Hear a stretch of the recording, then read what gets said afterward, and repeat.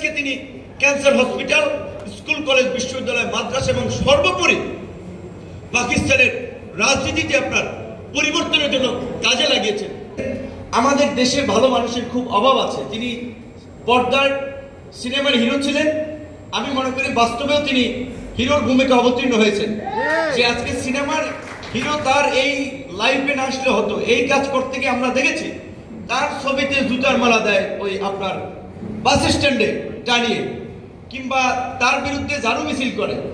এটা তো করানো হচ্ছে। এই শাহজাহান খানরা করিয়েছিল, কারণ তিনি যখন শাহজাহান খানদের অপকর্ম, সিন্ডিকেট, ধান্দাবাজি নিয়ে কথা বলেছেন, যে তারা সিন্ডিকেট করে লাইসেন্স দিচ্ছেন, ফিটনেসবিহীন গাড়িকে ঢাকা সহ সারা দেশে চলাচলের অনুমতির ব্যবস্থা করে দিচ্ছেন, এইগুলো নিয়ে কথা বলার ফলে তিনি অপমানিত হয়েছেন, লাঞ্ছিত হয়েছেন। যেমনটা আমার ভাই বললেন যে আমি 28 বছর পরে ডাকসুর ভিপি হয়েছি। বাংলাদেশের ইতিহাসে গত 3 দশকের ছাত্র আন্দোলনের 24-এর আগে 2018 সালে কোটা সংস্কার আন্দোলন এবং নিরাপদ সড়ক আন্দোলন আমরা করেছিলাম। শুধুমাত্র এই ছাত্রলীগ কিংবা আওয়ামী লীগের অন্যায়ের প্রতিবাদ করতে গিয়ে কিভাবে লাঞ্ছিত হয়েছে আমার বাসার কথা বলেছেন। তো এই লাঞ্ছিত হওয়াটা রাজনৈতিকভাবে আরো অনেক সহকর্মীরা হয়েছে, কিন্তু কাঞ্চন ভাই এটা বলছি, আমরা না হয় রাজনীতি করে আমরা সহ্য করেছি, তো উনি বাদ দিতে পারতেন।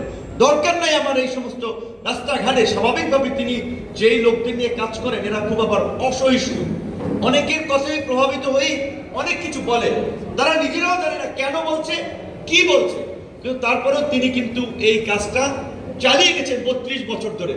আমরা যেটা বলছিলাম, আমার পশ্চিমা দেশে দেখবেন বড় বড় সেলিব্রিটিরা চ্যারিটি করে।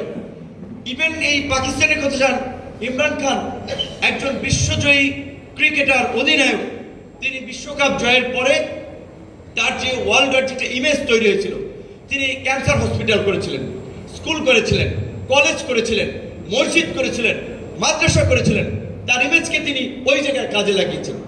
ইলিয়াস কাঞ্চন ভাই দেশীয় পরিসরে তার ইমেজকে এই সড়কের শৃঙ্খলা কিংবা নিরাপদ করার জন্য, মানুষকে সচেতন করার জন্য, যেহেতু তার সে একটা সময় একটা না কয়েকটা জেনারেশনের ক্র্যাশ ছিল, যে একজন সিনেমার নায়ক যখন সড়ক নিয়ে কথা বলছে, আচ্ছা কি বলছে মনোযোগ দিয়ে শুনি। তো আমাদের দেশের মানুষ তো শুনতেও চায় না, সচেতনতা নাই, যার ফলেই তো এই দুর্ঘটনাগুলো কিংবা এই পরিস্থিতিগুলো হয়। তো তিনি এই কাজটি করেছেন। আমরা তাকে সম্মানিত করার বদলে ওই যে বলেছি, এই শাহজাহান খানদের মতো কিংবা ওসমান আলীদের মতো, এনায়েতুল্লাহদের মতো মাফিয়াদের কারণে লাঞ্ছিত হয়েছে। আমি যে কথা বলছি, ইমরান খানের ইমেজকে তিনি ক্যান্সার হসপিটাল, স্কুল, কলেজ, বিশ্ববিদ্যালয়, মাদ্রাসা এবং সর্বোপরি পাকিস্তানের রাজনীতিতে আপনার পরিবর্তনের জন্য কাজে লাগিয়েছেন।